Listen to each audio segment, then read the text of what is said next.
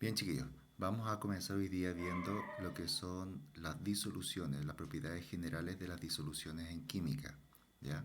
Química de segundo medio. Como usted quizás no tiene su libro, va a tenerlo que descargar en forma digital para poder trabajar después con él, porque hay una actividad al final de toda la explicación que yo dé, ¿ya? Así que vamos a comenzar viendo el libro y fíjense bien en las páginas que vamos a trabajar.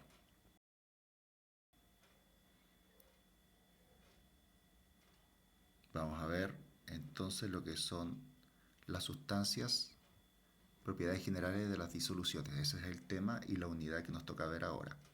¿Ya? Entonces, lo que nosotros vamos a comenzar viendo es lo que dice ahí las sustancias. Casi la gran mayoría de las sustancias en la naturaleza se encuentran como sustancias mezcladas, como mezclas, pero no se encuentran como sustancias puras. Si nosotros hablamos de sustancias puras, hablaríamos de los, por ejemplo, los elementos químicos son sustancias puras. Pero sin embargo, la gran mayoría de las sustancias en nuestro medio ambiente se encuentran como mezclas, ¿ya? Por lo tanto, acá, por ejemplo, en esta imagen que nos muestra el libro, vamos a ver el agua de mar. El agua de mar será una sustancia pura o una mezcla. Es una mezcla. ¿Por qué razón? Porque el agua de mar no solamente contiene agua, sino que también contiene sales, ¿cierto? Pero sin embargo acá tenemos oro. Y el oro vendría siendo una sustancia pura, porque solamente tiene oro, ¿ya? El aire está formado por nitrógeno, oxígeno, dióxido de carbono, etcétera. Por lo tanto, ¿qué sería? ¿Una sustancia pura o una mezcla? Es una mezcla, ¿cierto? Es una mezcla de gases. Y tengo acá otro ejemplo. El agua con aceite vendría siendo una sustancia pura o una mezcla. Una mezcla que tiene agua y tiene aceite. Pero resulta que en todo esto nosotros no solamente vamos a encontrar mezclas, sino que podemos clasificar las mezclas, ¿ya? Ahí aparecen unas cosas que nosotros no vamos a trabajar. Vamos a clasificar las mezclas. Y acá aparece una pequeña clasificación de las mezclas, donde dice que las mezclas, esto se encuentra ya en la página 21, ¿ya? Ahí dice 22, mentira, no es 22. Pero tenemos nosotros acá, por ejemplo, las mezclas, ¿ya? Y vamos a encontrar dos tipos, las homogéneas, que aparecen ahí, y las mezclas heterogéneas, ¿ya? Las mezclas homogéneas, dicen, no se diferencian los componentes, ya que se encuentran distribuidos de manera uniforme. Son conocidas como disoluciones. Ahí tenemos a las disoluciones metidas, ¿ya? Pero tenemos otro tipo de mezclas que serían las mezclas heterogéneas y dice que se pueden diferenciar sus componentes a simple vista. Por ejemplo, tierra de hojas, ¿ya? Nosotros podemos diferenciar la tierra de las hojas. Ese vendría siendo un ejemplo clarísimo de lo que es una mezcla heterogénea. Tenemos tipos de mezcla heterogénea. Uno de ellos vendrían siendo las suspensiones. Las suspensiones, dice, se ven las partículas de la sustancia porque éstas no se disuelven, no interactúan con el disolvente de la mezcla. El polvo suspendido en el aire, esa vendría siendo una suspensión, ¿ya? Y resulta que existen otras partículas que son mucho más pequeñas que el polvo, que se les llama coloides, y esas partículas dice que tienen un tamaño de 1 a 1000 nanómetros, es decir, son súper pequeñas y forman que se encuentran entre lo que es mezcla homogénea y una mezcla heterogénea, por eso que están ahí al medio, ¿ya? Serían entonces un tipo de mezcla entre homogénea y heterogénea, sería por ejemplo la mayonesa. ¿Por qué? Porque está formada por gotas de aceite que se encuentran suspendidas en el huevo, ¿ya? Y ahí tenemos ese pequeño mapa conceptual. Continuamos con las disoluciones químicas. Y en las disoluciones químicas vamos a ver acá que las disoluciones están formadas por, por dos sustancias que se encuentran siempre en una disolución. Se encuentra el disolvente y se encuentra el soluto. ¿Ya? El soluto es disuelto por el disolvente y se encuentra siempre en menor cantidad. Es el rojo en este caso. Y el disolvente se encuentra siempre en mayor cantidad y es el que disuelve al soluto, ¿ya? Entonces vamos a encontrar ahí una disolución cuando se junta el soluto con el disolvente. Pueden ser varios solutos y pueden ser varios disolventes, ¿ya? ¿Cómo es el proceso de disolución? O sea, cómo el disolvente disuelve al soluto.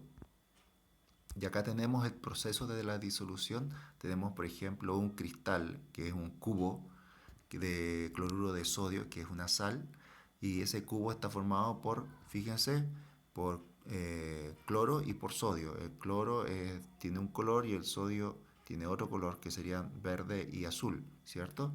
O celeste, como usted quiera verlo. Y las partículas que se encuentran son moléculas de agua, ¿ya? Entonces el agua poco a poco comienza a separar esta sal. Fíjense cómo las va separando, según el dibujito que aparece ahí. Va separando el cloro del sodio hasta que queda completamente disuelto, ¿ya? O sea, como que las moléculas de agua comienzan a separar al cloro del sodio. El cloro vendría siendo de color verde y el celeste vendría siendo el sodio, ¿ya? Y ahí tenemos el proceso de separación o de disolución, ¿ya? De, de, un, de un soluto en un disolvente. Dice el soluto y su efecto en la disolución. Existen distintos tipos de solutos. Nosotros vamos a ver solutos que son electrolíticos y no electrolíticos, o electrolitos y no electrolitos. Los electrolitos son los que conducen la corriente eléctrica y los no electrolitos no conducen la corriente. ¿Ya? Eso a modo de resumen, pero ustedes van a tener que leer ahí un poquito más relacionado con el tema. Estados físicos de las disoluciones. Nosotros comúnmente podemos pensar que las disoluciones se encuentran solamente en estado líquido y no, vamos a darnos cuenta que se encuentran en diferentes estados, como lo que vamos a ver acá.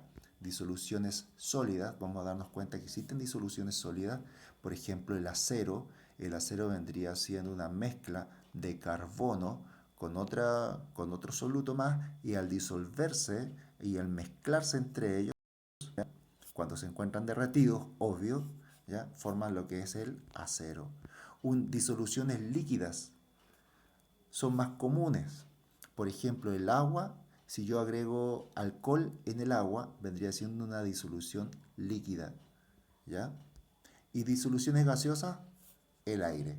El mejor ejemplo que tenemos ahí, el aire. ¿Por qué? Porque contiene oxígeno, contiene nitrógeno y contiene otros gases que se encuentran ahí, el argón, dióxido de carbono, sale todo eso, ¿cierto? Cantidades muy pequeñas, pero lo que se encuentra en mayor cantidad sería el nitrógeno y el oxígeno. Nitrógeno con un 78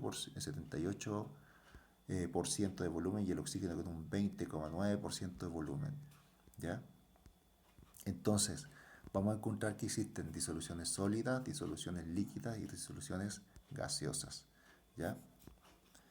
Y también, además, vamos a darnos cuenta que la solubilidad es la capacidad que tiene un disolvente de disolver un soluto. Y según eso, nosotros vamos a encontrar disoluciones que son sobresaturadas, ¿ya?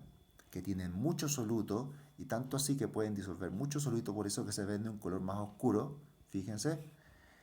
Disoluciones sobresaturadas, disoluciones saturadas, tienen una cantidad máxima de soluto que puede aceptar el disolvente a la temperatura en que se encuentra la disolución, ¿ya?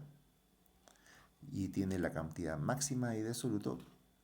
Y la disolución insaturada dice que tiene la cantidad de soluto menor a la que el disolvente es capaz de disolver. O sea, ahí el disolvente es capaz de disolver más soluto, pero como yo agregué poco, entonces quedó de ese color. Entonces tenemos disoluciones saturadas, insaturadas y sobresaturadas, ¿ya? O según el orden que aparece acá, vendría siendo disoluciones sobresaturadas, disoluciones saturadas y disoluciones insaturadas, ¿ya? Ahora, ¿qué factores afectan la solubilidad? Es decir, ¿qué factores provocan que una sustancia se pueda disolver en un disolvente? Primero, tenemos acá la agitación. Por ejemplo, cuando yo tengo azúcar y le agrego al té. Si yo no agito, el azúcar no se disuelve. O sea, depende de la agitación para que el azúcar se pueda disolver. Ese sería un factor de disolución. La temperatura también. Hay algunas disoluciones que necesitan baja temperatura para formarse. Y si esa baja temperatura no está, no se va a formar una disolución. ¿Ya?